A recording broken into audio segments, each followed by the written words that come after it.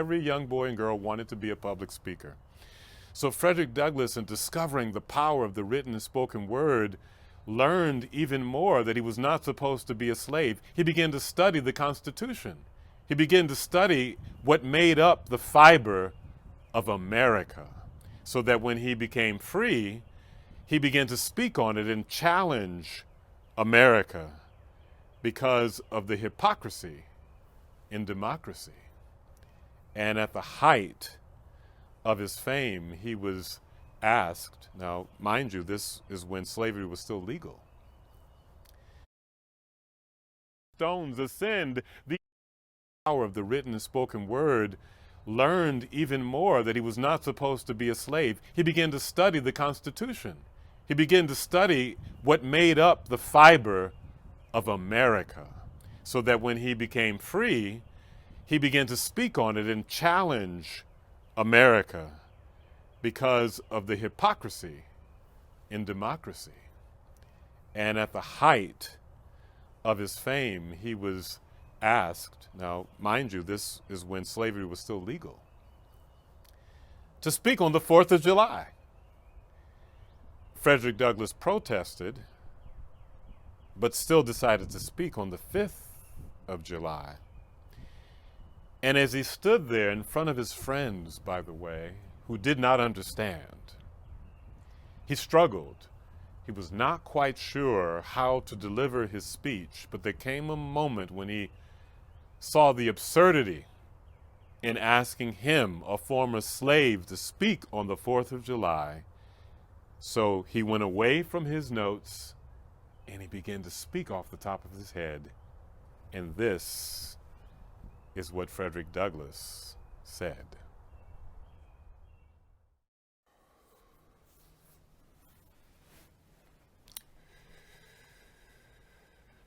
Friends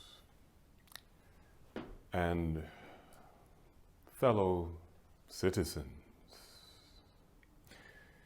he who could address this audience without a quailing sensation has stronger nerves than I have. Stones ascend, these wings, fresh faith, I was the dot, triple darkness. And fellow citizens, he who could address God for both your sakes and ours, an affirmative answer would truthfully be returned to the question, then would my task be light and my burden easy and delightful. For who would not lend his voice to the hallelujahs of a nation's jubilee when the chains of servitude had been torn from its limbs?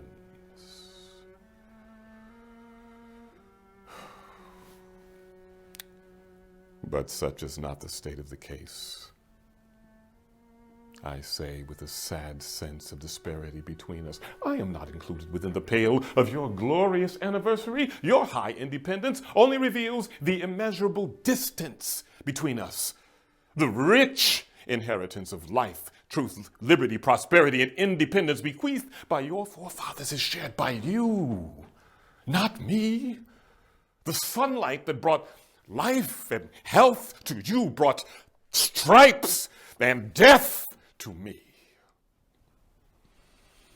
This 4th of July is yours, not ours. You may rejoice. We must mourn. And to drag a man in fetters into the grand illuminated temple of liberty and call upon him to join you in joyous anthems is inhuman mockery and sacrilegious irony. Do you intend to mock me, fellow citizens, by calling me here to speak to you today? By the rivers of Babylon, yea, we sat down, yea, we wept when we remembered Zion. We hung our harps on the willows in the midst thereof, for they who led us away captive required of us a song. And those who wasted us required of us mirth, saying, sing to us one of the Lord's song. But oh, how shall we sing the Lord's song in a strange land? Oh, Jerusalem, if I do not remember thee, may my right hand forget her cunning. And if I forget thee, may my tongue cleave to the roof of my mouth.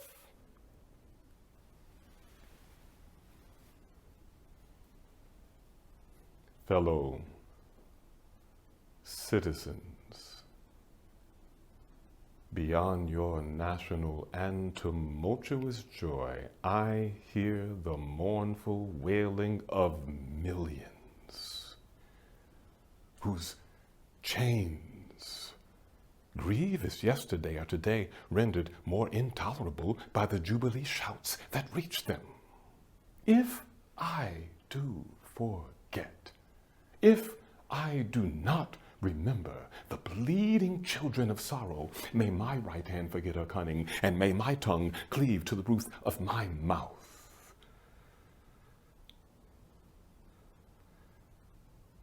To forget them, to pass lightly over their wrongs and chime in with the popular theme is treason, most scandalous and shocking, and would make me a reproach before God and the world. My subject, then, fellow citizens, is American slavery. The simple fact of the matter is that 76 years ago, the people of this country were British subjects. Your fathers deemed the English government as the home government and England as the fatherland. The home government did impose upon its colonial children such burdens and restraints as it deemed wise, right, and proper. But your fathers, who had not adopted the idea of the day of the infallibility of government, begin to differ in the wisdom and justice of such burdens and restraints. They went so far in their excitement as to pronounce the home government as unruly, unjust, and oppressive, and such as ought not to be quietly submitted to. And I scarcely need say, fellow citizens, that my opinion of those measures fully accords with that of your fathers. To say now that America was right and England wrong is exceedingly easy. For there was a time when to pronounce against England and in favor of the cause of the colonies tried men's souls. Those who did so were called makers of mischief, agitators, rebels, dangerous men. But your fathers were statesmen, patriots, and heroes.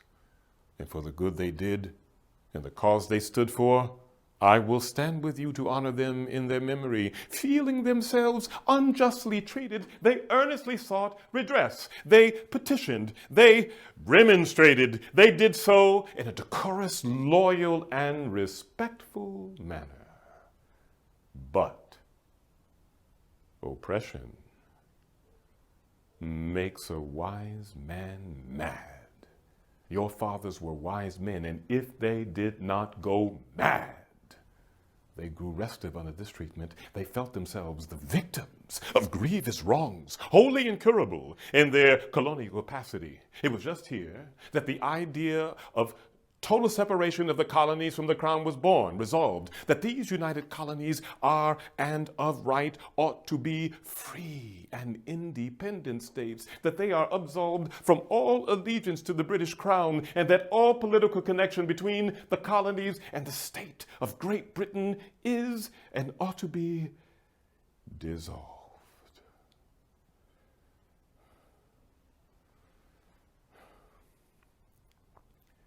Friends,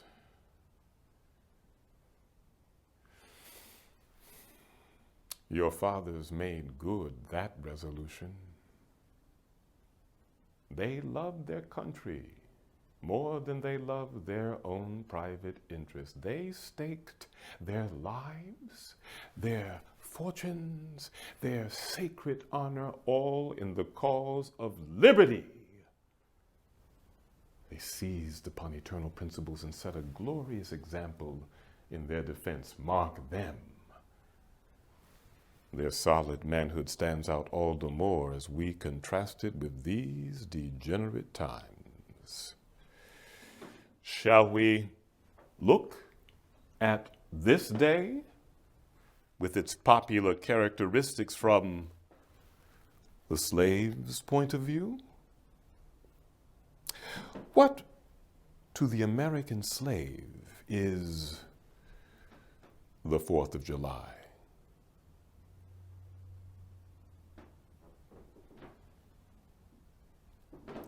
I answer, it is a day that reveals to him more than any other day of the year the gross conduct and cruelty to which he is the constant victim. To him, your celebration is a sham. You know what is a swine drover? I'll show you a man drover. They inhabit all of our southern states. They perambulate the country and crowd the highways of the nation in droves of human stock, armed with pistol, whip, and bowie knife, driving a company of 100 men, women, and children from the Potomac to the slave auction in New Orleans. These wretched souls are to be sold singly or in lots to suit purchasers. They are food for the cotton field and the deadly sugar mill. Mark the sad procession as it moves wearily along, and the savage wretch who drives them. See the old man with lots, thin and gray. See the young woman whose shoulders are bare to the scorching sun. Her briny tears falls upon the babe in her arms. See, too, the young girl of 13 weeping as she thinks of her mother from whom she's been torn. The crowd moves tardedly.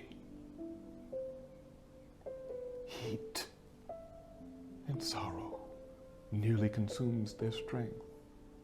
Suddenly, you hear the quick snap, like the discharge of a rifle.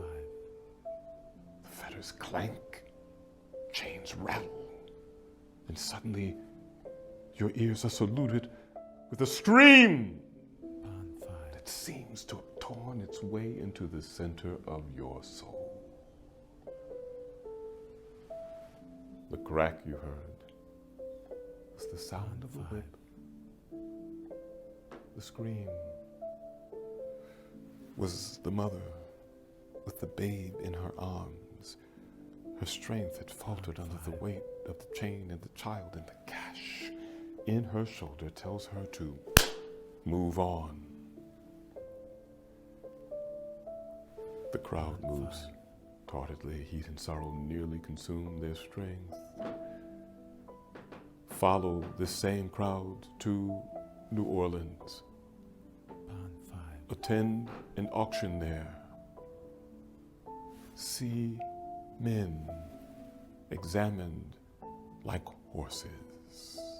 See the forms of women rudely and brutally exposed to the shocking gaze of American slave owners. Tell me, citizens, where under the sun have you witnessed a spectacle more fiendish and shocking? Yet this is but a glimpse of the American slave system as it exists in the ruling part of the United States. But it is just here when I hear someone in my audience say to me, it is just in these circumstances that you and your fellow abolitionists fail to make a favorable impression upon the public mind. If you would argue more and denounce less, if you would persuade more and rebuke less, your cause might be much more likely to succeed.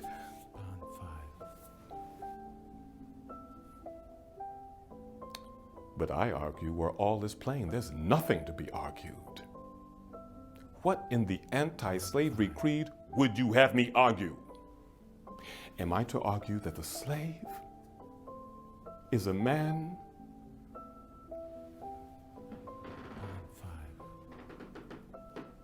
The point is conceded already.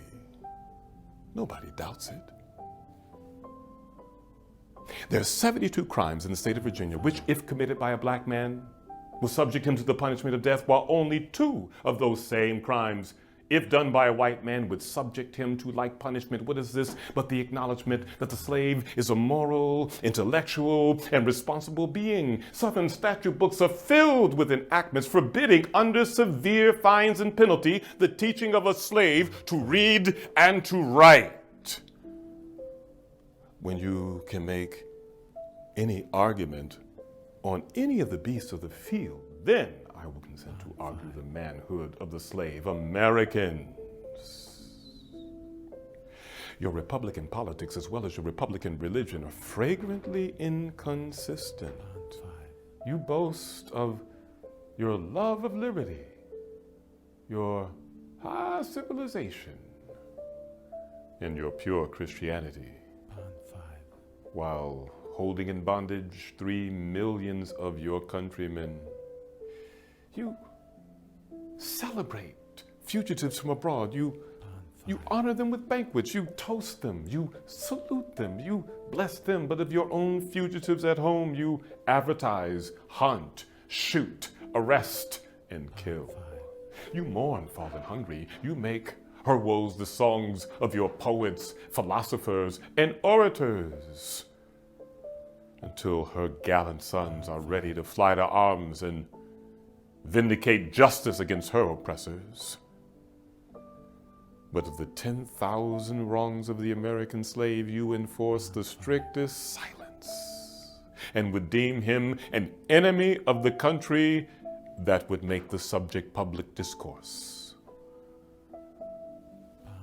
You say, all men everywhere ought to love one another, yet you notoriously hate all men whose skins are not colored like your own. You proclaim to the world, and to the world proclaim, these truths we hold to be self-evident, that all men are created equal, and they have been endowed by their Creator with certain inalienable rights, and that of life, liberty, and the pursuit of happiness. Yet you hold in bondage a 7th part of the inhabitants of your country. Friends, the existence of slavery in this country brands your republicanism a sham. Your humanity a base pretense. Your Christianity a lie. It destroys your moral power abroad. It corrupts your politicians at home. It saps the very foundation of religion. It makes your name a hiss and a byword.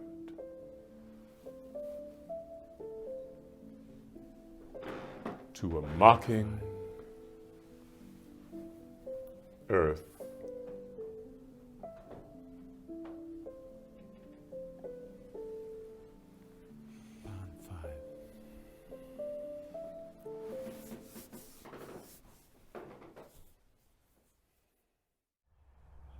Frederick Douglass will go on to